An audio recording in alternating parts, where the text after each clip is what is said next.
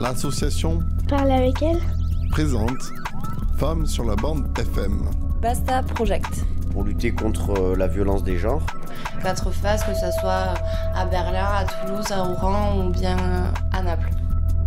Basta Project. Donc un échange interculturel.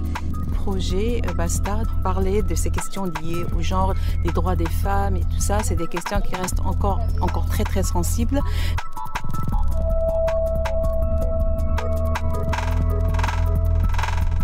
Basta Project, pour toi, c'est quoi? Stop. C'est stop.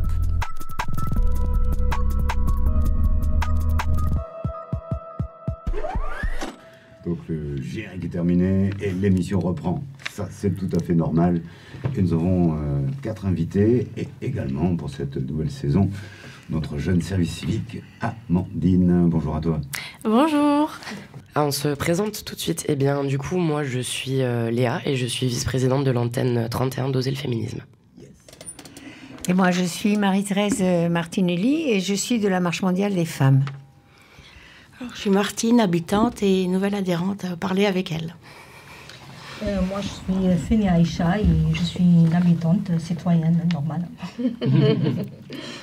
Amandine, de quoi on va parler pour cette nouvelle saison et nouvelle émission aujourd'hui?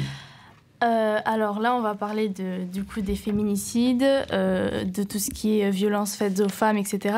Parce qu'il faut rappeler qu'on en est au 135e féminicide en 2019 aujourd'hui en France. Nombre d'assos se mobilisent pour la prise en charge des femmes victimes de violences, des féminicides, etc., pour les aider à avancer dans cette tourmente beaucoup trop répandue aujourd'hui en France. Mais au final, qu'en est-il des auteurs et de leur prise en charge ? À quelques jours du 25 novembre, journée internationale contre les violences faites aux femmes, le sujet est plus que jamais d'actualité pour essayer d'éradiquer ce problème sociétal. Alors, au sommaire de cette émission sur la prise en charge des hommes auteurs de violences, on va retrouver une interview d'une psychologue qui s'appelle Maryse Pervenchon, de l'association AVAC, du coup Vivre autrement ces conflits, qui va nous présenter cette association, ses actions, pourquoi elle a décidé de travailler avec des hommes violents et comment se fait leur prise en charge. Ensuite, quoi de plus parlant que la parole d'un ancien auteur de violence qui a accepté de faire une interview avec nous pour nous parler de son histoire personnelle avec la violence, en quoi cette association AVAC l'a aidé et où il en est aujourd'hui.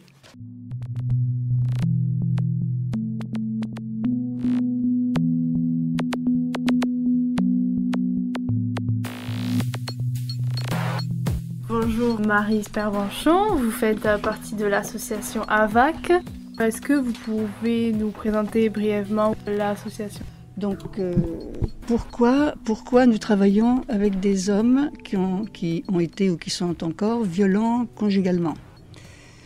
Parce que notre souci depuis 2002, où nous avons créé ces groupes pour des hommes violents, notre souci c'est de faire baisser le nombre de victimes quand même. Et si on ne s'intéresse pas à la cause, et la cause c'est quand même l'homme qui frappe, voire plus, je ne vois pas bien comment on va faire diminuer, baisser, arrêter ce problème. Donc notre idée depuis longtemps, quand même, ça fait presque 18 ans, c'est quand même de comprendre pourquoi ils en arrivent là, avec une personne qu'ils ont aimée. Ils disent « j'ai été amoureux fou comme un blaireau », c'est leur formule. Je ne sais pas comment les blaireaux sont amoureux, mais eux, ils sont amoureux fous comme des blaireaux. Et ils ont des enfants avec cette femme, cette compagne. Et alors, c'est jamais d'un seul coup. Hein. C'est quelque chose qui s'agite, qui monte et qui éclate. Pourquoi ? Et ils ne savent pas répondre à cette question. Donc, notre souci premier, c'est de comprendre et de les faire se comprendre. Pourquoi ? C'est la réponse au pourquoi. Et ça, je trouve que c'est quand même tout à fait important, intéressant, et que c'est, de notre avis, susceptible de faire baisser cette affaire de violence conjugale.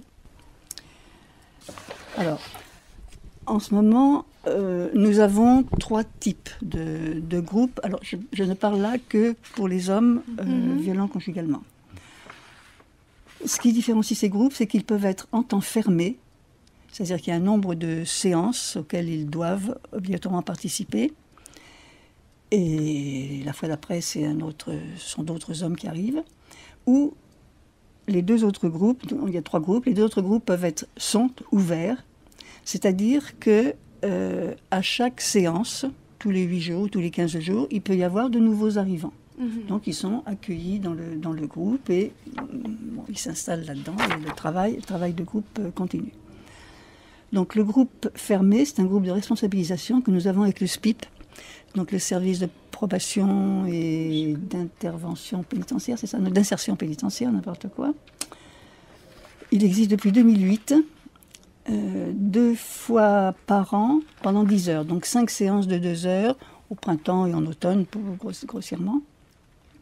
Ils sont donc envoyés par leur conseiller ou conseillère SPIP, et ils sont là obligatoirement. Ils doivent signer leur présence, et s'ils ne sont pas présents à ce groupe-là, eh bien, le procureur est alerté immédiatement leur CPIP, et le procureur est alerté le lendemain. Groupe ouvert. Donc là, nous avons un groupe qu'on appelle cours, qui est en place depuis 2014, donc récemment. Ce groupe reçoit, envoyé par le procureur cette fois, juste après l'acte violent et avant tout jugement, des hommes donc, qui viennent de commettre quelque chose de terrible sur leur compagne. C'est rarement sur les enfants. On en a quelques-uns, mais c'est très rare. Et ils sont... Donc c'est avant le jugement. Et là, le jugement arrive dans un temps court, c'est-à-dire entre 2 et 6 mois. Donc ils participent à 3 ou 4 séances de 2 heures aussi, en groupe de parole, avec des hommes qui, comme eux, ont été sortis de leur domicile, c'est-à-dire qu'ils ne peuvent pas revenir au domicile. Ils ont une interdiction de parler à leur compagne et de voir leurs enfants. Bon, quelquefois, ils se débrouillent autrement. Et ce groupe, donc, fonctionne là maintenant depuis 2014. Et bon, c'est court. C'est-à-dire qu'entre 3 et 4 séances, ils peuvent commencer à comprendre ce qu'ils pourraient faire, mais c'est quand même souvent difficile d'un seul coup dire « Ah bah ça y est, c'est fini, je ne serai plus jamais violent ».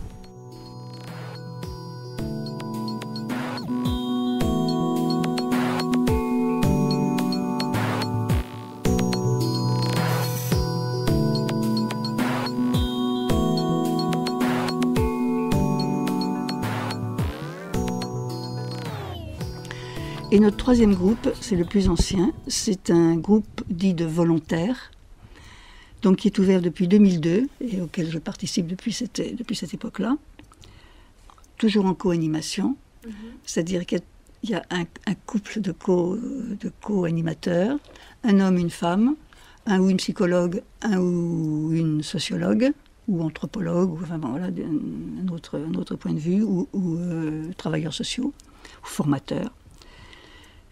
Et ce groupe-là se tient tous les 15 jours, en principe c'est 2 heures, mais ils sont accrochés à ce groupe, ils ont toujours envie d'aller plus loin, et donc ça ne se termine jamais avant 10h30 en fait, le soir, c'est de 20 à 22h, parce qu'ils travaillent, donc on les prend plus tard.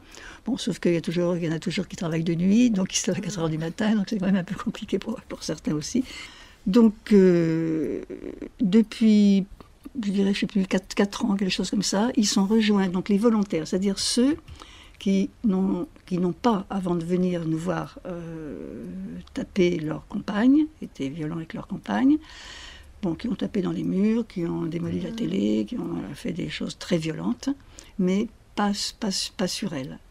Et donc ils sentent que ça pourrait bien arriver, et que c'est important qu'ils essaient de procéder autrement. Personnellement, qui viennent auprès de l'association, qui viennent chercher cette... Bon, maintenant, Internet est un élément fort pour nous trouver. Et donc, ils viennent. Et ils sont rejoints depuis, je dirais 4 ans, par ceux qui sont sortis de notre groupe de responsabilisation, qui peuvent être encore en suivi avec le SPIP, et qui viennent en disant bon là il faut que je continue, je sens que je peux aller plus loin, que j'ai pas tout gagné sur moi, donc qui reviennent et qui viennent dans ce groupe de volontaires aussi. Là c'est un groupe assez important, ils peuvent être 10 ou 11, ce qui est beaucoup. On a une toute petite salle aussi, mais c'est important qu'il y ait une petite salle aussi. Je sais pas, que ce soit pas un grand truc avec plein d'ordinateurs et de bureaux. Savez-vous qu'il y a en France, en ce moment, des femmes battues? Ça, je l'ignore totalement, mais il y a certainement eu depuis toujours. Dans certaines circonstances, oui. Au XXe siècle, c'est désolant. Et vous, monsieur, vous êtes marié? Oui. Vous la battez souvent, votre femme? Personnellement, je bats pas la mienne, bien que parfois j'en ai envie. Vous avez déjà battu votre femme? Battu, discuté, disons. Oui. Un coup malheureux.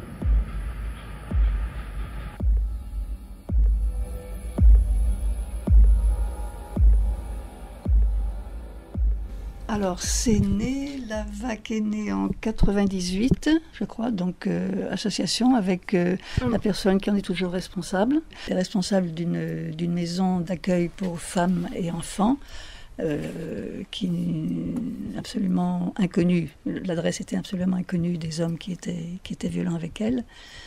Et c'est en travaillant dans cette maison-là qu'elle a pensé qu'il fallait s'occuper des hommes. Voilà.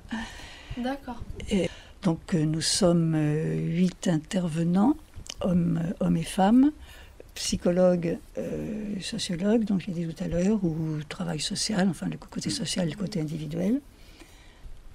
Dans la région, nous sommes les seuls dans ce sud. Côté Bordeaux, Bayonne, il n'y a personne. Par contre, à Carcassonne, Narbonne, Montpellier, nous sommes en relation, là aussi, dans le cadre d'une fédération qui s'appelle la FNACAV, en relation avec des associations qui, comme nous, travaillent avec des groupes d'hommes auteurs de violence, groupes de parole thérapeutique, parce que c'est quand même un travail psychothérapeutique, d'hommes auteurs de violence. Et nous sommes, je crois, 32 associations en France, ce qui est très peu, c'est vraiment très peu. Donc vous parlez des groupes de parole. Oui, voilà. Et est-ce que vous pouvez nous raconter un peu plus comment vous l'animez en fait C'est d'abord un groupe psychothérapeutique. Hein. On n'a pas de... C'est pas des chansons, c'est pas du tricot, voilà. C'est psychothérapeutique. On demande une régularité pour les trois types de groupes. Confidentialité, secret partagé. Absence de jugement. Ils sont déjà où ils vont passer par le juge. Nous ne sommes pas des juges, donc aucun intérêt. Entraide, solidarité. Parole et écoute partagée. Et humour, larmes, sensibilité, rire, éclat de rire, voilà. Tout ça c'est notre trousse à outils, en fin de compte.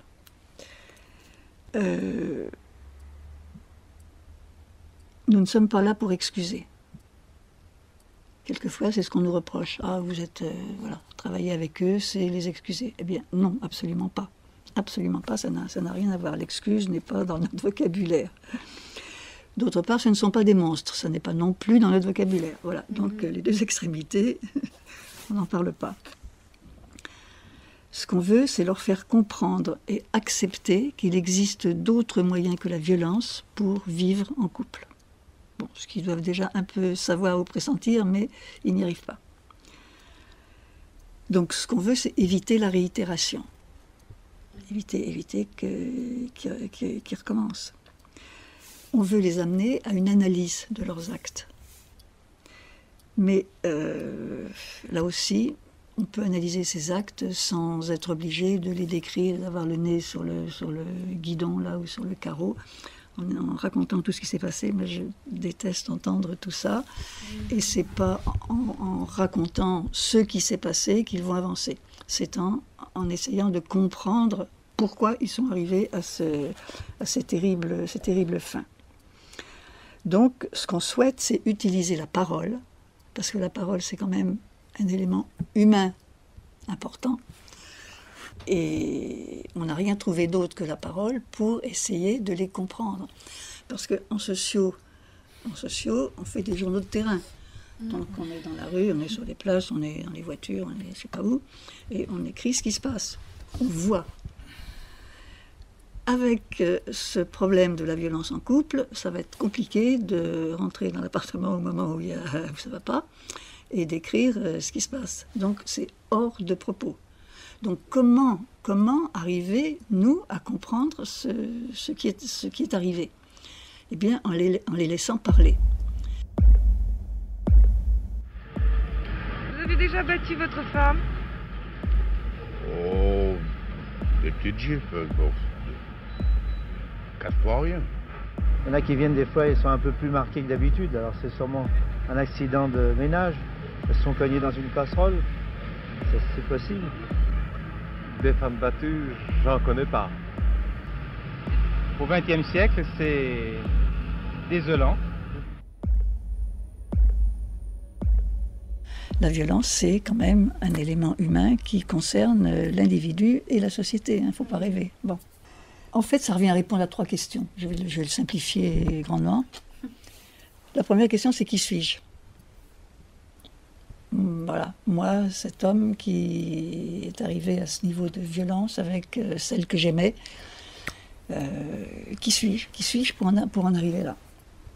Deuxième question, c'est pourquoi je suis violent? J'ai déjà dit avec celle dont j'ai été terriblement amoureux. Et puis, troisième question, c'est comment arrêter ma violence avec elle? Donc, ce sont 3 questions difficiles.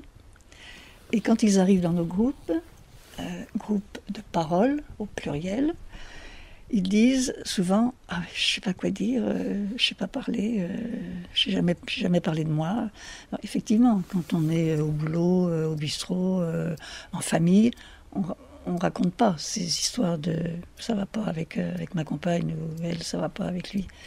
On évite, alors peut-être à la mère, peut-être à un père, mais la parole, c'est pas ce qu'on utilise pour pour dire ça. Donc on ne le dit pas, on le garde. Et donc c'est en eux. Et comme ce qu'on a en soi et qui ne sort pas et qui a envie de sortir, c'est difficile à maintenir, il n'y a que la violence qui peut faire quelque chose pour que ça sorte.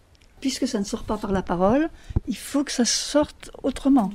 D'où les points ou autre chose.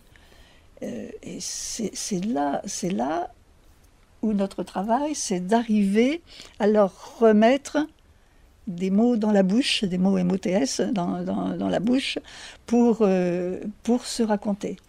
Mais quand ils arrivent, c'est pas du tout gagné. Ils sont d'une timidité incroyable, et dans leur discours, c'est les femmes. Elles ont la parole, elles savent parler, mais nous, les hommes, on ne sait pas parler.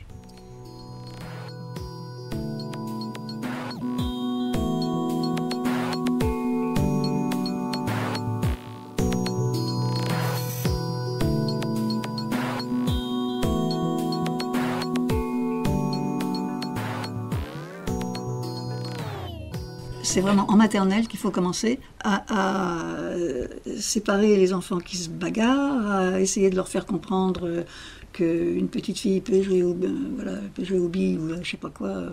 C'est fini les billes maintenant, on dit autre chose. Foot. Voilà, au foot, exactement. Il y a pas de, voilà, en maternelle, ils peuvent jouer avec des ballons, mais les filles, elles n'ont pas le droit de toucher le ballon. Donc il y a des choses impressionnantes. Donc c'est vraiment à ce moment-là qu'il faut.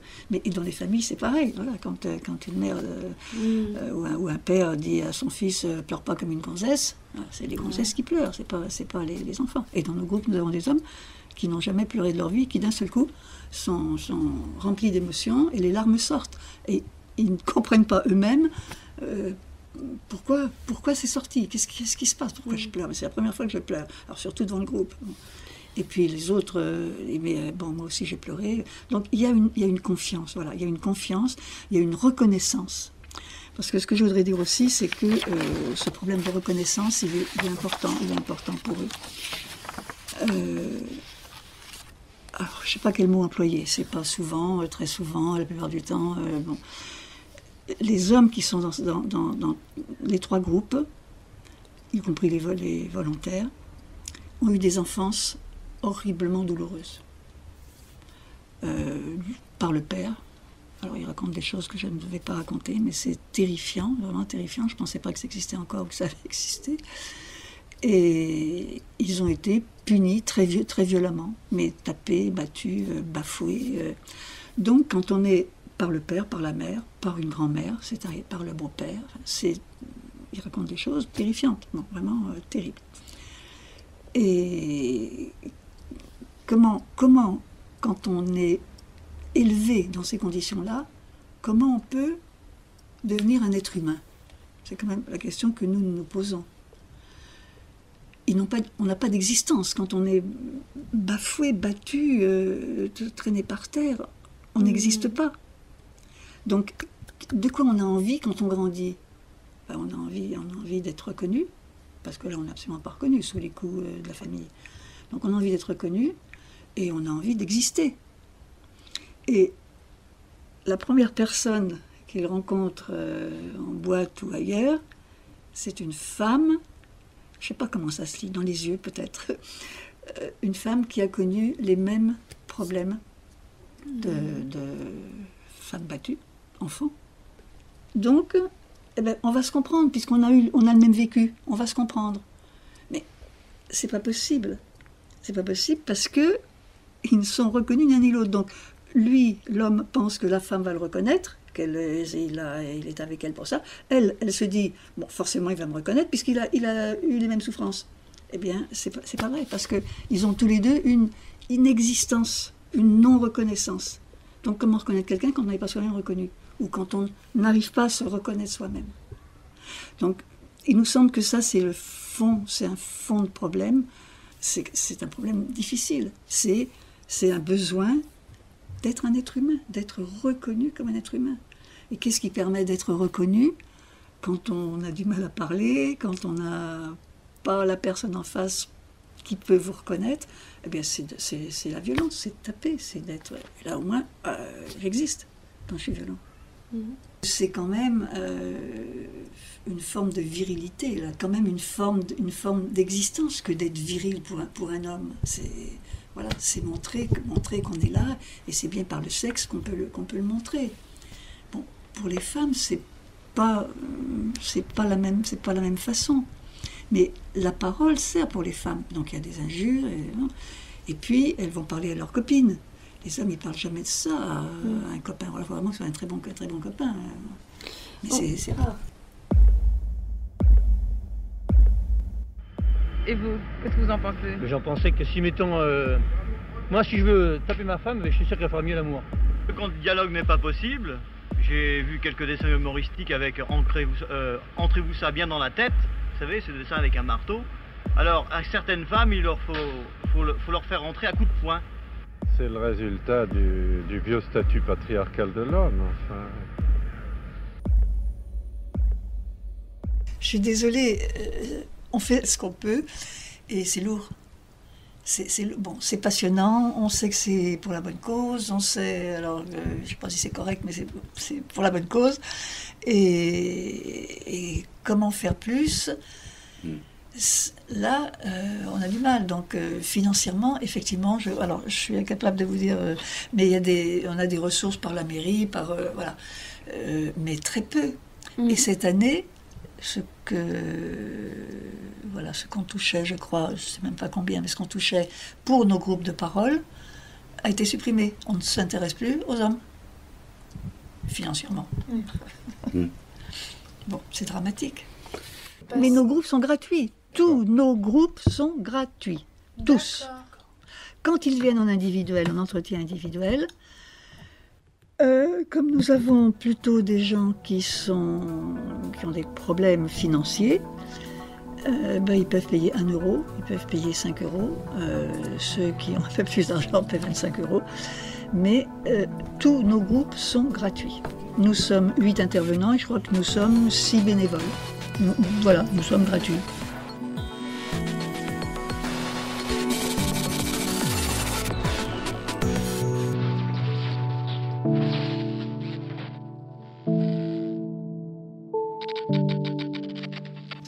De retour sur le plateau de Radio Basta, Femmes sur la bande FM, avec nos invités qui ont plein de réactions j'imagine après cette interview réalisée avec Amandine et Anna aussi, qu'on remercie.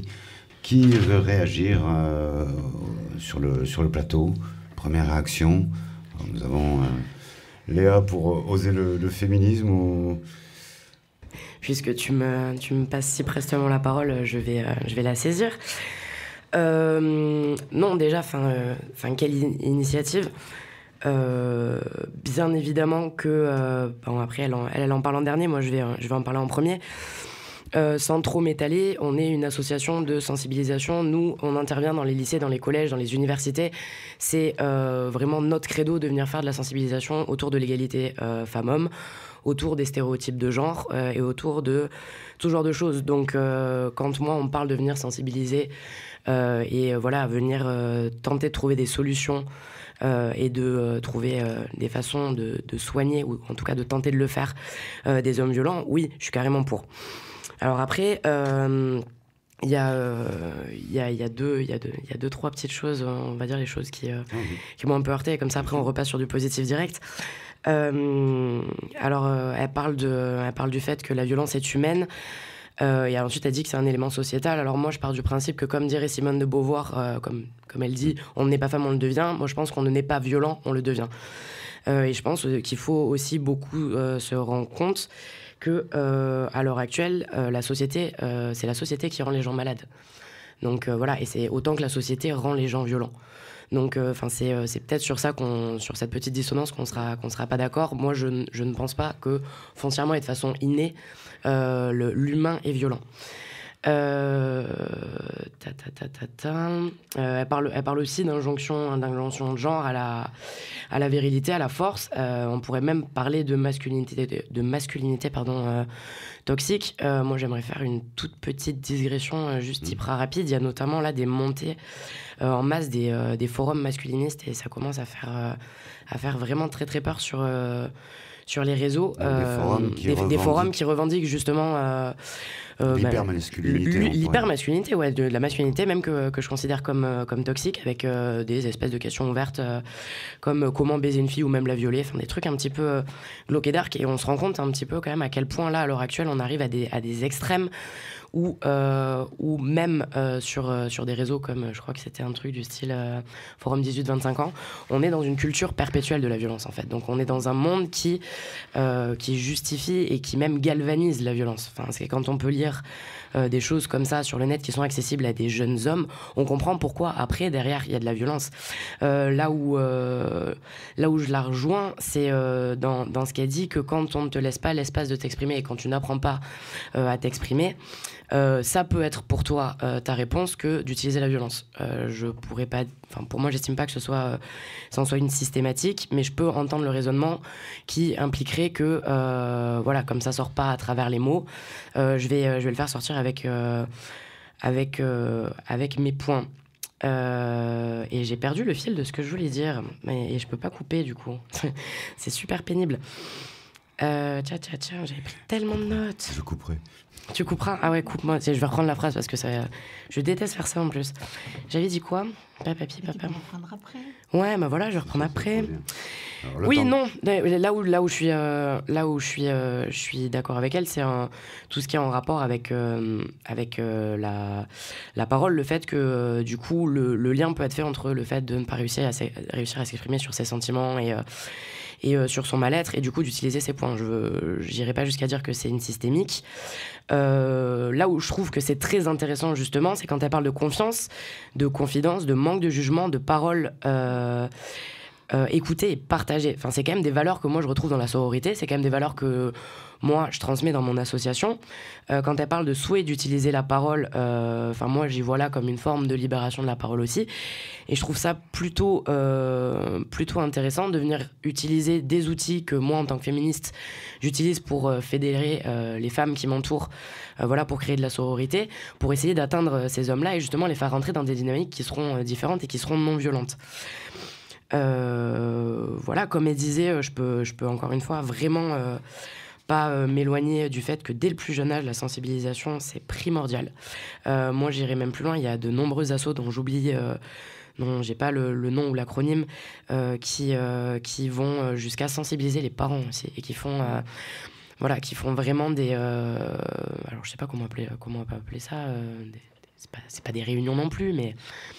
Des paroles, sensibilisation. Des ateliers, avec les parents et l'enfant, uniquement la mère, uniquement le père, et qui permettent vraiment d'avoir une prise aussi sur ce qui se passe dans le foyer, et de pouvoir amener des clés aussi aux parents, qui n'ont pas nécessairement parce que leur propre éducation, parce que société, parce que aussi, mine de rien, statut social, même si j'aime pas employer ce terme-là, mais il y a des... Et puis tout simplement, il y a des gens qui ont accès à des contenus et d'autres non. Et du coup, c'est aussi des initiatives à féliciter. Et puis encore une fois, on peut pas nier le fait que cette initiative-là, et le fait qu'en plus ce soit accessible gratuitement, c'est fou. Et je suis très attristée par le fait que du coup les financements soient coupés pour la VAC. Ouais. Si je ne me trompe pas, parce que pour le coup c'est quelque chose qui peut avoir à long terme pour moi une réelle incidence, même si c'est un travail de longue haleine et qu'on n'est jamais vraiment sûr au final du résultat. Votre voisine a des choses à dire pour la marche mondiale. Marche mondiale des femmes. Oui, alors, moi je trouve que cette approche très psychologique ne rend pas compte de toute l'analyse que les féministes nous avons faite depuis des années, et qui est comment la construction de l'identité masculine et de l'identité féminine se fait dans notre société. Et donc, en mettant tout sur le côté psychologique, on met tout sur la responsabilité individuelle. Or, bien sûr, cette responsabilité individuelle existe, mais elle est pas majoritaire. La majorité de la responsabilité, elle est sociale. Elle est comment on a construit l'identité des garçons avec des modèles, que ce soit dans les séries télévisuelles, que ce soit dans les jeux vidéo ou dans les jeux tout court des enfants. Les enfants garçons sont éduqués pour être forts, pour être virils. Et viril, ça veut dire quoi? Viril, ça veut dire être fort, ça veut dire être orgueilleux de sa personne, ça veut dire être violent. C'est ça la virilité dans les modèles qu'on donne aux garçons. La virilité réelle serait peut-être autre chose à inventer, mais c'est ce modèle-là qu'on leur donne comme exemple de virilité. Quant aux filles, on leur donne le modèle de la soumission, de la douceur. Hein. On disait tout à l'heure, la douceur, les filles sont plus douces. Elles sont conditionnées, je dirais même pas éduquées, elles sont conditionnées, c'est plus fort qu'éduquées, elles sont conditionnées à être ça, à être au service des autres, à être... Et donc, quand on prend la situation uniquement sur le côté psychologique, on oublie tout un pan de notre société qui est responsable de ce que nous vivons aujourd'hui. Et donc, pour moi, c'est grave. Pour moi, c'est grave. Ce discours que j'ai entendu ce matin, c'est un discours de psychologues. Bon, c'est leur place. Hein, et il faut le faire aussi. Hein, je ne dis pas qu'il ne faille pas le faire. Mais quand on devient un porte-parole d'un mouvement, on ne peut pas tenir ce discours-là. Quand on est psychologiquement impliqué avec un patient et qu'on est psychologiquement, professionnellement, c'est un discours qu'on peut tenir. Mais on ne peut pas le tenir quand on représente une institution. Et donc, pour moi, il y a aussi une autre chose qui m'a choquée quand elle dit que les hommes ne sont pas habitués à parler, que les femmes, oui. Pourtant, MeToo nous a fait découvrir que les femmes, depuis des siècles, ne parlaient pas. Elles ne parlaient pas de ce qu'elles subissaient. Elles ne parlaient pas du harcèlement qu'elles ont dans les entreprises. Elles ne parlaient pas du harcèlement à l'école des petites filles. On en parle d'ailleurs pas beaucoup, du harcèlement à l'école des petites filles. Et elles ne parlent pas, ces femmes-là, des viols qu'elles ont subis. Donc, MeToo nous a fait découvrir qu'il y avait un silence assourdissant, si on peut dire, hein, des femmes qui étaient victimes de toutes ces violences et qui n'osaient pas en parler. Donc on ne peut pas dire que les femmes parlent. Les femmes parlent peut-être, oui, plus facilement que les hommes, mais de ce qui est profondément douloureux pour elles, de ce qui les détruit, de ce qui est grave, elles n'en parlent pas. Et on parlait tout à l'heure ensemble avec Martine que, par exemple, il y avait peut-être plus de violence dans les familles qui ont des difficultés économiques. Et je lui répondais non. Les familles bourgeoises aussi, sauf qu'elles en parlent moins, parce qu'elles ont une image sociale à maintenir, et donc elles n'osent pas en parler. Si le mari est notaire, avocat, ingénieur, ça fait mal, ça fait moche. Un homme ouvrier, c'est considéré comme ça serait normal, entre guillemets. Donc voilà, toutes ces questions-là, que je trouve, moi, principales pour comprendre ce qui se passe dans notre société, et il ne faut pas qu'on les occulte. Il ne faut pas qu'on occulte, je finis là-dessus, que c'est vraiment l'éducation. L'éducation, aussi bien à l'école que dans la famille, c'est l'éducation qui peut changer les choses. Les hommes violents, il faut les traiter aujourd'hui, mais comme une maladie. Mais si c'était vraiment une maladie, le chiffre ne serait pas aussi imposant. La quantité de violence qu'il y a dans le monde est imposant. Regardez, j'ai ici le chiffre dans le monde. En France, 219 000 femmes victimes de violences machistes dans la sphère familiale. Non pas des féminicides, parce que tout à l'heure, tu as donné le nom de féminicide. Mais si tu ajoutes au féminicide toutes les violences que les femmes subissent, en France, il y a 219 000 femmes. C'est énorme. Ça ne peut pas être traité uniquement en termes psychologiques. C'est bien évident que le nombre fait qu'il y a quelque chose de notre société qui est malade. Alors, je pense qu'une fois de plus, chacune apporte quelque chose dans un dossier assez sensible. On l'entend encore juste avant. Juste pour dire que Maryse est quand même plus sous l'angle sociologique que psychologique, mais on est d'accord. Sur l'interview, il y a peut-être un petit peu plus de psychologie, mais il y a un passage quand même sur l'éducation et sur ce qui se passe au niveau sociétal, comme vous dites. Donc là, on est vite d'accord. Ensuite, c'est vraiment quelqu'un sur le terrain. Donc je pense qu'elle a ces angles-là. Et puis, c'est 1 heure qu'on a passé ensemble. Donc, on a nous-mêmes enlevé des choses qui peut-être auraient donné une autre perspective au montage. Il ne faut pas le négliger. Une réaction peut-être, Léa ? Donc, je suis entièrement d'accord avec tout ce que tu viens de dire. Après, je pense qu'à l'heure actuelle, si tu prends un homme violent et que tu viens lui expliquer que la société lui amène des injonctions de genre et qu'en fait, on lui a menti depuis sa plus tendre enfance et qu'on lui a expliqué que c'était ça d'être un homme, mais que c'est pas le cas et que tu passes pas par cette libération de la parole, et c'est peut-être que je me trompe, mais ce serait peut-être un peu trop abrupt pour que le message passe bien. Je sais pas si tu seras d'accord avec moi, peut-être pas. Mais peut-être que le fait de commencer d'abord par ce truc-là de même en tant qu'homme, tu vas avoir le droit de t'exprimer. Et justement, ce serait bien que tu t'exprimes plutôt que tu mettes des coups. Ça va pouvoir, après, derrière, ouvrir un débat sur justement, qu'est-ce qui, avant, m'empêchait de m'exprimer ? Pourquoi maintenant je le peux ? Qu'est-ce qui fait que... je vais avoir empêché telle ou telle personne de s'exprimer. Et je pense que c'est peut-être pas la solution idéale, mais c'est peut-être une porte d'entrée vers justement après de la sensibilisation et de la mouvance de conscience. Bien évidemment que l'éducationnel c'est primordial, mais maintenant que eux ils sont dans le système, maintenant qu'eux ils sont déjà complètement pris dedans, maintenant que là voilà ils sont pris dans la toile et qu'ils sont à 2 doigts de se faire bouffer par l'araignée. Moi, j'estime que c'est peut-être pas une mauvaise entrée en matière, en fait, de venir essayer de déconstruire d'abord cette violence pour ensuite leur expliquer, en fait, ça vient de là, ça vient de là, ça vient de là.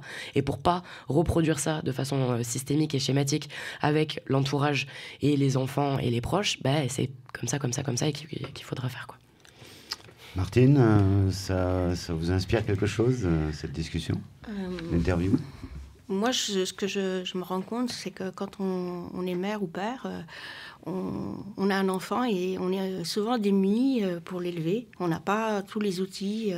On reproduit, en fait, systématiquement souvent ce qu'on nous a éduqués. Et moi, j'ai eu souvent ce formatage.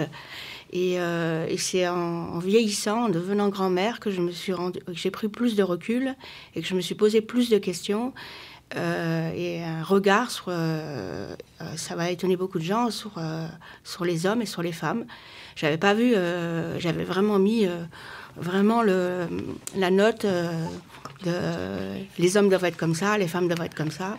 Et c'est vraiment en vieillissant que je me suis dit, mais non, c'est un schéma qu'on t'a formaté, et il y a plein de choses qui peuvent changer, et plein de choses qui peuvent bouger. Donc je pense que vraiment, je pense à tous ces mamans et ces papas qui vont avoir des enfants et qui peuvent avoir des lieux où ils peuvent apprendre justement à casser tous ces schémas. Et je pense qu'en 2020, il y a encore beaucoup de travail à faire. Notre parole adhérente de Parler avec Alège. Oui, voilà, moi ce que je pense, je rejoins Léa et Marie-Thérèse dans le sens où on n'est pas né violent, mais on le devient avec le temps. Voilà, la violence, ça commence par exemple, par un malentendu, par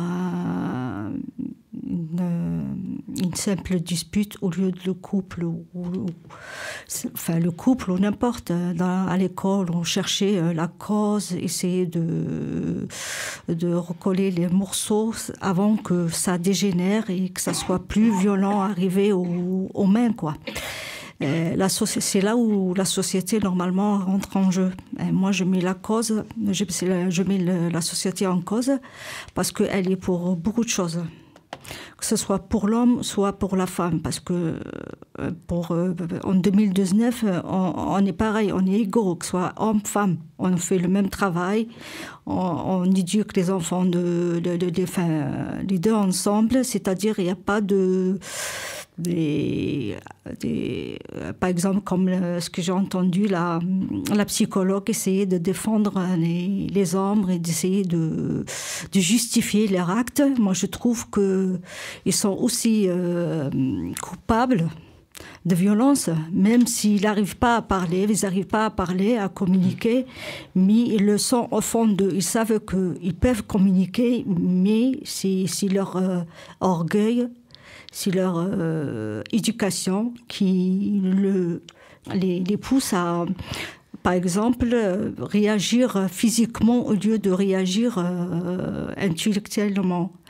Et ça, c'est dû à l'éducation et c'est dommage parce qu'il y a certains hommes qui transmettent ça à leurs enfants, surtout aux garçons. Là, si on parle par exemple d'un garçon de 10 ans, 11 ans, il rentre, il s'est bagarré à l'école, il rentre, il voit son père, il rentre en larmes et son père, la première chose, au lieu de lui dire « oui, on va voir ça, on va arranger ça », il lui dit « mais tu rentres, tu pleures comme une gonzesse, tu aurais dû taper, sois un homme, pleure pas ». Et là, l'enfant, de plus en plus, il endurcit. Son cœur, il devient plus... Et là, ça, c'est ancré dans sa tête. Pour lui, devenir un homme, c'est être violent. Si on est violent, on est un homme. Si on n'est pas violent, on est en gonzesse. Alors, c'est question d'éducation aussi, question de...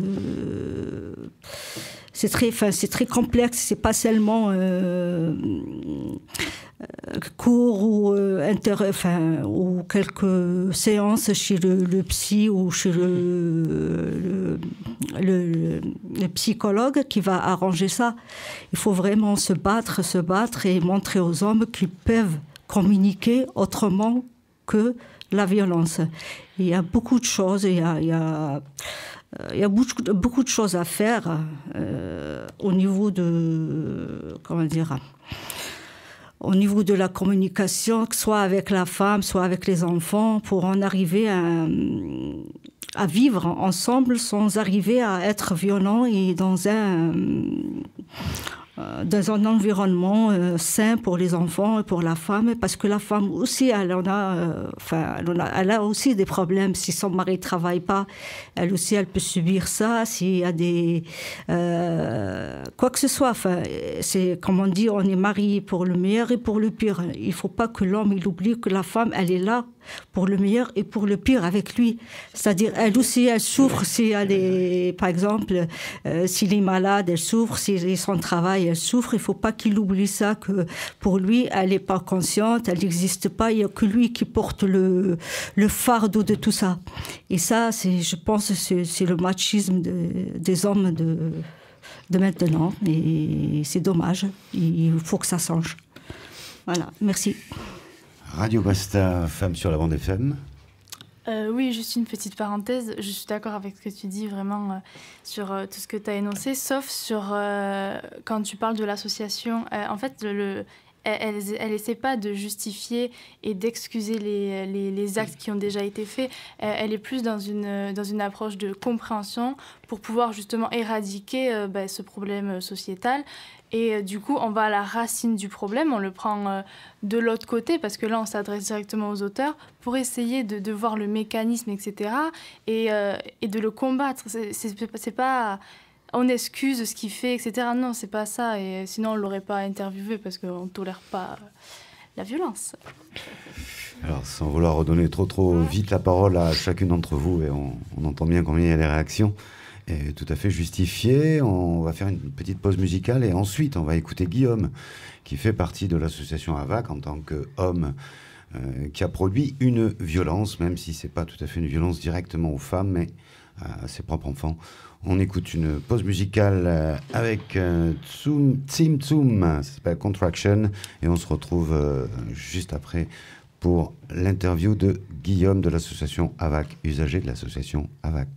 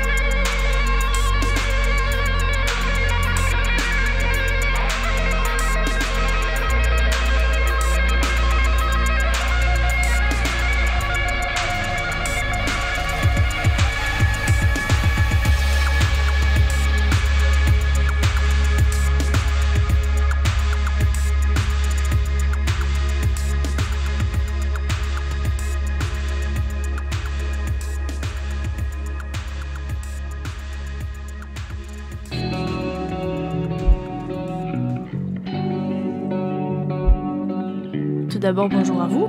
Est-ce que vous pouvez vous présenter ? Alors déjà, merci à vous de m'accueillir sur un sujet qui est quand même assez difficile et complexe.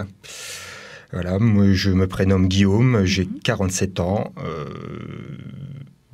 Je suis arrivé sur Toulouse il y a un peu plus de 18 ans pour travailler au sein de l'aéronautique, au fin de compte. Okay. Et aujourd'hui, je suis papa de 3 garçons. 3 garçons qui sont plus avec moi, qui sont partis vivre proche de leur maman. Je dis proche parce qu'ils ne sont pas actuellement avec leur maman, ils sont placés dans des familles d'accueil. Et ça a été, au fin de compte, l'une des conséquences de ce qui s'est passé. D'accord. Que voulez-vous bien du coup nous raconter par rapport à votre histoire, par rapport à votre expérience avec l'association AVAC, association qui, je rappelle, prend en charge, fait des groupes de parole pour les hommes auteurs de violences? Oui, donc la VAC m'a été conseillée suite aux événements. J'ai eu des gestes violents vis-à-vis de mon second garçon, dans une circonstance assez difficile, à tenir seul la maison, se lever tôt, tout tenir, un rejet de ma propre épouse, déjà en amont. Je reviendrai là-dessus parce que ça a permis, au fin de compte, je dirais que, voilà, à l'issue de mon geste, il y a eu des marques. Il y a eu des marques et donc toute la machine s'est mise en route. Et l'aide à l'enfance, les services sociaux. Ça a été une période très difficile pour moi. Très difficile pour moi parce que, comme je le dis, j'ai été cassé et castré. C'est bien des termes bien précis en psychologie. Mais cette période, j'ai su en tirer profit. Au lieu de m'écrouler, ça m'a permis d'apprendre à me connaître et tout simplement apprendre à m'aimer. C'est important. C'est important, ça fait, je crois que ça fait plus de 80 à 90% de la réussite de ces thérapies, de travail sur soi. Et comme le sujet est la violence, je pense que si on s'aimait tous, apprendre à se connaître, à se respecter, à s'aimer, il y aurait beaucoup moins de violence.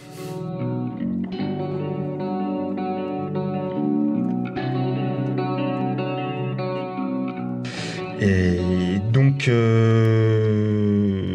les faits, il y a eu un signalement. Un signalement, signalement, mon geste est considéré comme délit.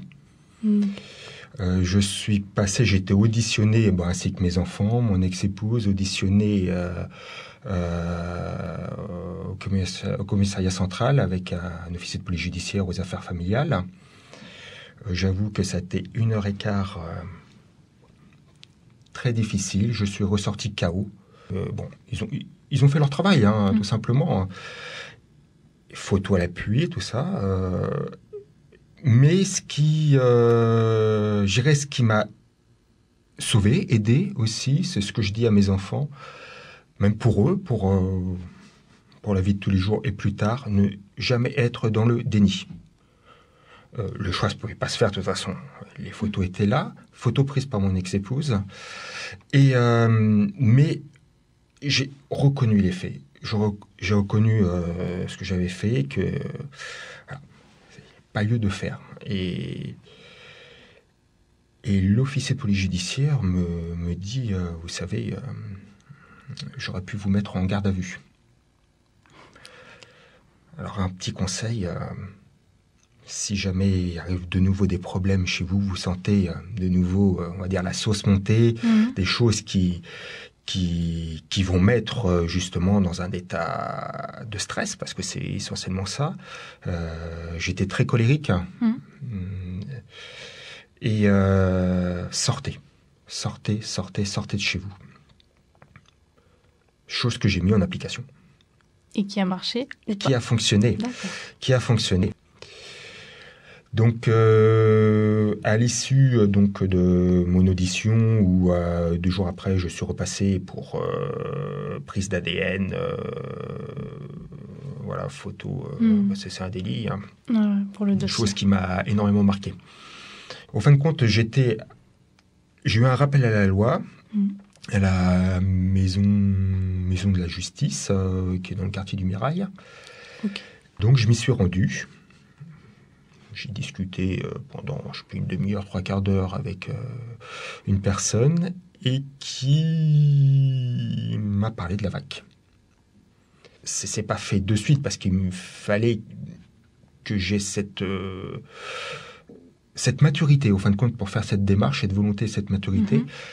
Et lorsque nous sommes repassés pour la 2e ou 3e fois devant le juge des enfants, j'en ai parlé, on me dit, mais bon, qu'est-ce que vous faites? Je dis, vous savez, c'est pas facile pour moi, mais voilà, je lance gérer la procédure. Et c'était en fin janvier 2014, février 2014, que j'ai poussé les portes de la VAC. Comment vivre autrement sa violence. Et là, donc, un jeudi sur 2, avec 2 personnes bienveillantes, Maryse et Bruno. Et là, j'étais pas seul. Mais j'avais cette volonté de progresser et d'avancer. J'avais compris qu'il le fallait et j'en avais besoin. Personne ne se juge. Là, on sait qu'on n'est pas jugé. Et chaque personne va dire quelque chose, va même interpeller les autres. On sait que ce qu'ils vont dire, c'est du concret, c'est du vrai. Ce n'est pas, je dirais, des paroles en l'air ou ce qu'on peut apprendre à l'école. Là, c'est du vrai, c'est du vécu. Ouais. Et ça a toute sa force. Et ce qui permet, au fin de compte, de faire tout un travail. Alors, il ne faut pas être dans le déni, certes. Parce qu'on en voit qui sont encore bloqués, qui sont dans le déni, qui ne veulent pas avouer. Le mot tomber ses masques, comme il dit Delarte, le fameux masque romain avec la grande bouche, là, prend tout son sens. On descend, on l'enlève, on se met à nu. Et là, c'est là que commence tout ce magnifique travail sur l'être. Et au fin de compte, ce passage a été chenille, chrysalide. Et petit à petit, donc, c'est fait. C'est fait par la bienveillance de tout le monde, par l'écoute. Et aussi, j'ai eu ce déclic. J'ai voulu avancer, et avancer personnellement. J'ai souhaité mettre tout dans la marmite, tout pour pouvoir avancer. J'ai eu cette volonté, vraiment, mais à avancer à tout prix. Jamais reculer. Il ne faut pas reculer, sinon on tombe. Ni stagner. Ça ne sert à rien. J'ai souhaité avancer. Et j'ai eu cette chance, cette grâce, d'avoir rencontré des personnes en thérapie, à droite, à gauche, voilà, avancer. Et pour revenir à la VAC, moi je dis un grand merci de ce qu'ils ont fait. Heureusement qu'il existe la VAC. Ce qui est dommage, il n'y a pas assez d'associations comme ça. Et en plus, ce qui est bien, on n'a même pas besoin de payer. Merci à la VAC. Donc ce qui aide aussi, parce que beaucoup ne se retrouvent dans la rue ou beaucoup n'ont pas les moyens. C'est loin d'être évident. Et puis ces groupes de parole ont vraiment un impact positif. Comme je dis à chaque fois, moi je les considère comme mes frères de thérapie.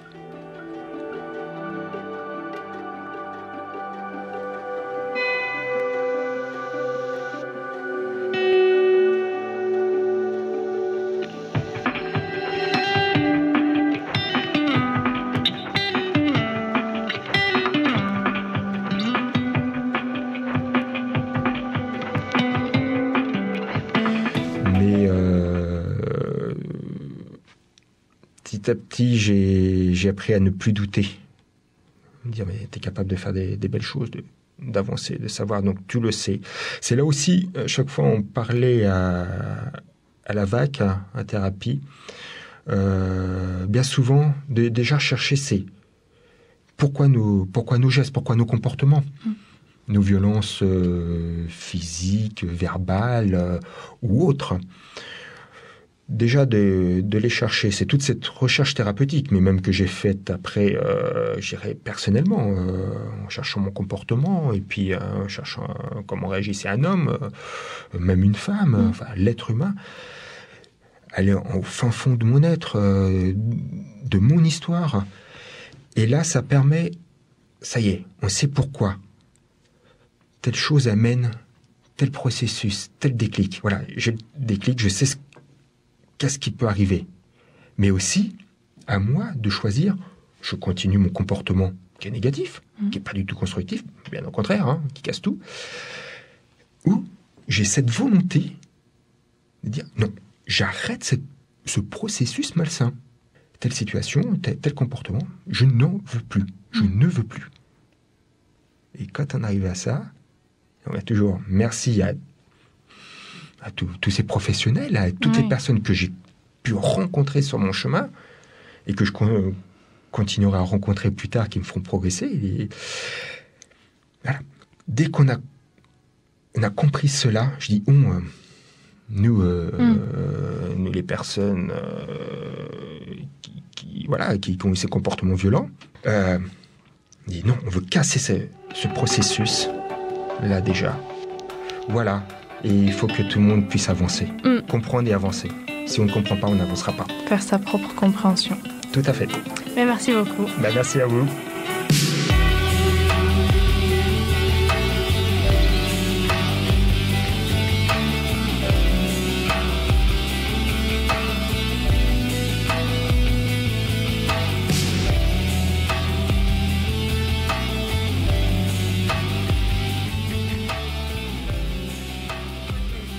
Voilà, c'était donc Guillaume de l'association AVAC en tant qu'usager ayant plus que goûté à la violence. Et encore là, on a une personne qui s'est visibilisée, mais c'est vrai qu'on n'a pas eu accès totalement à un témoignage d'une personne qui a directement fait une violence sur une femme directement.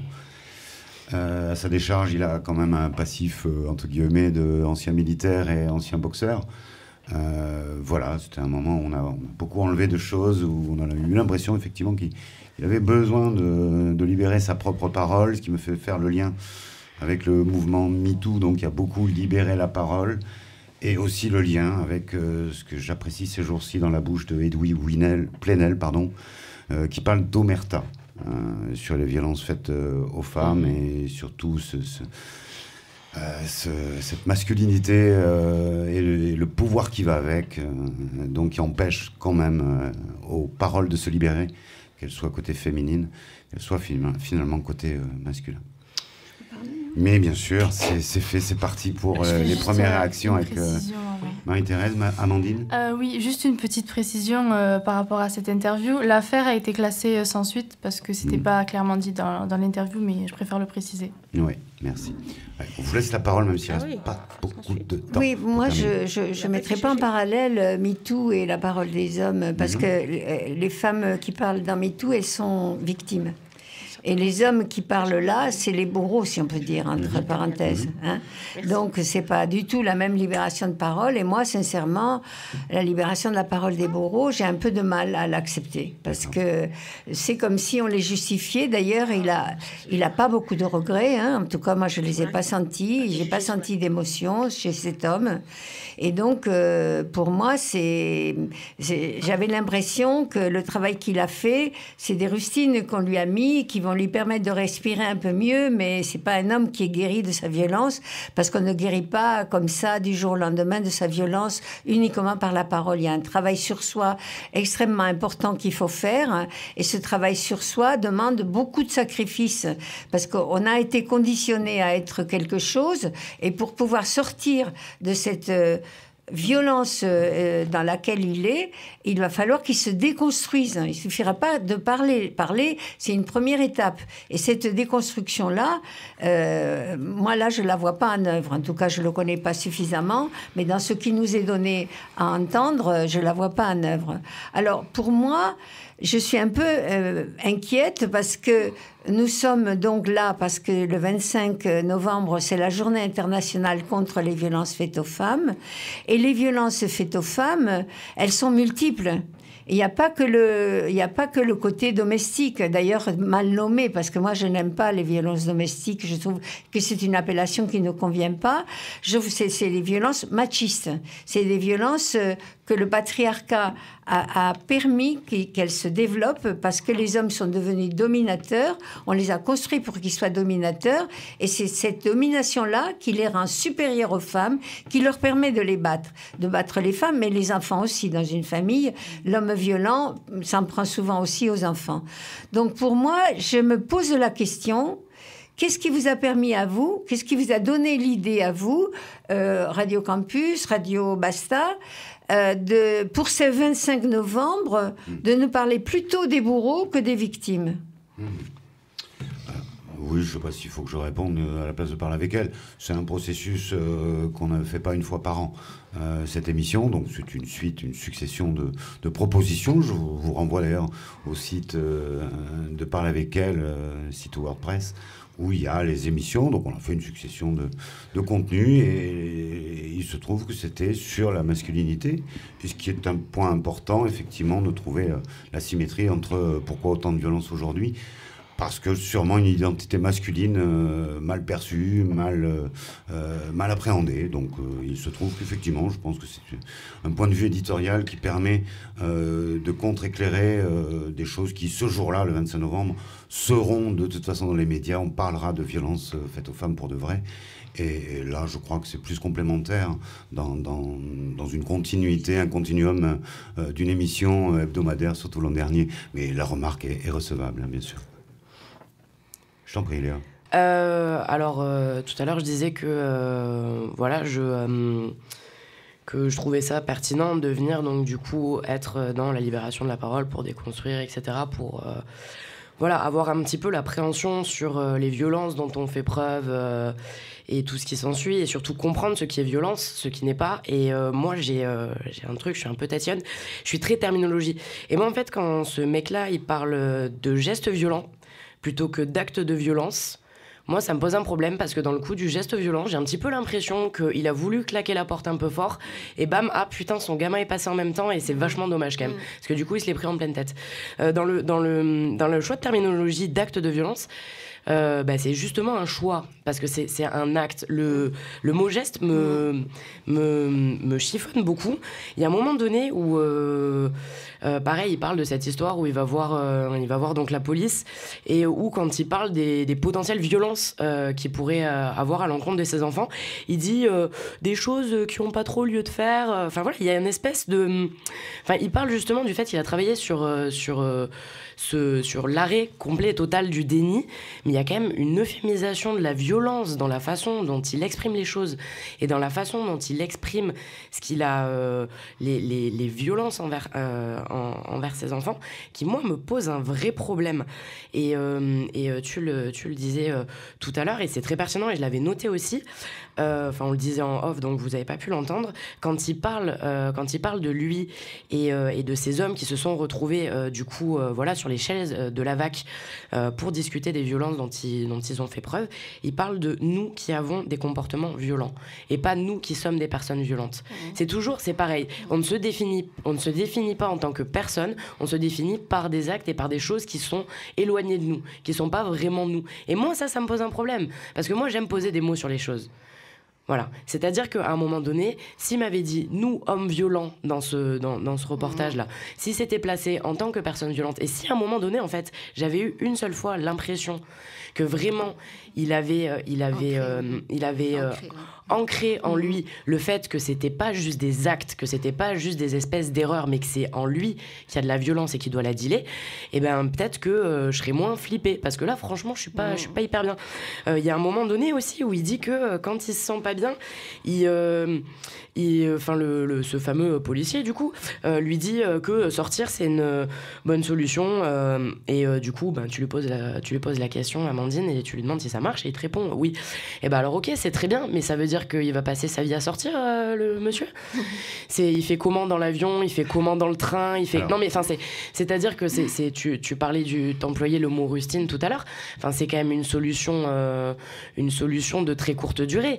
Et si moi j'estime que si ce mec-là est pas capable de reconnaître que c'est quelqu'un de violent, s'il n'est pas capable de poser les bons mots et s'il n'est pas capable de faire les bonnes remises en question, et si pour lui à l'heure actuelle il est plus dans le déni et qu'il est complètement sorti d'affaire, ben moi je vois pas comment tout seul de lui-même il trouverait une autre solution que sortir quand il a des accès de violence. Et pour moi c'est quelqu'un qui à l'heure actuelle n'est pas soigné, et moi c'est quelque chose qui me fait peur. Moi c'est quelque chose qui très honnêtement me fait peur. Martine? Je rejoins Léa, parce qu'en écoutant Guillaume, il y a 2-3 choses qui m'ont interpellée. C'est-à-dire, déjà, quand il a expliqué par rapport à ses enfants, c'est comme s'il constatait, comme elle disait, une porte qui reçoit. Donc ça, c'est vraiment quelque chose qui m'a vraiment, voilà. Et après, oui, j'ai senti qu'il n'y avait pas cet ancrage, parce que quand on a de la violence en soi, il faut vraiment la reconnaître et l'admettre. Et c'est comme ça qu'on peut avancer. Sinon, voilà, c'est juste, on est toujours dans le comportement. Et après, en plus, il n'a pas eu de garde à vue. Moi, voilà, je trouve que la garde à vue, c'est quelque chose qui est un peu pour une personne avec une personne violente peut justement le recaler. Ça, c'est un problème de société. Et après, il n'a pas eu de jugement. Voilà, il n'a pas passé en justice pour ses actes. Et ça me révolte parce que il n'a pas été confronté je trouve que quand il y a un jugement, il y a quand même, pour les victimes ou les enfants, la reconnaissance de l'acte. Voilà. Je trouve que cet enfant qui a été battu, quand il va être adulte, il n'aura pas la reconnaissance de ce que son père lui a fait. Et ça, je trouve que la société, là, c'est vraiment pour moi... oui, là, aujourd'hui, je suis en colère quand j'entends ça. Moi, je rejoins Léa, ce qu'elle a dit sur ce qu'il a dit Guillaume, que c'était son comportement qui le poussait à faire ça. C'est-à-dire que quand on parle de comportement, on dit un homme violent et un homme qui a un comportement violent, c'est deux choses différentes. Un homme violent, automatiquement, il est responsable de ses actes. Mais si, par exemple, il dit un comportement violent, ça, c'est pour éviter un petit peu de dire que je suis quelqu'un de violent. C'est nier sa culpabilité. Voilà. C'est annihiler sa culpabilité entièrement. Essayer de dire, bon, je ne suis pas violent, mais à un certain moment, il y a un comportement. C'est-à-dire, là, il ne sera pas jugé comme un homme violent. Un comportement violent, tout le monde peut avoir un comportement violent au moment où... c'est-à-dire, là, il essaye de manipuler un petit peu les... Je ne sais pas, moi, j'ai l'impression qu'il est en train de manipuler un petit peu les gens. Et moi, autant que femme qui était victime de violence pendant 33 ans avec mon ex-mari, il y a une seule chose que je suis certaine, c'est qu'on ne change pas le jour au lendemain. Si on n'est pas suivi psychologiquement et un bon suivi, on ne peut pas changer. Parce que c'est pas au fait de dire oui, j'étais violent ou parler ou dire oui, parce que j'étais violent que ça va changer. C'est un travail à faire sur soi et admettre vraiment au fond de lui qu'il est violent, qu'il a besoin d'aide. Sinon, ça sert à rien du tout. On est tous d'accord. Tu es obligé de raccourcir un petit peu la fin de cette émission, Amandine.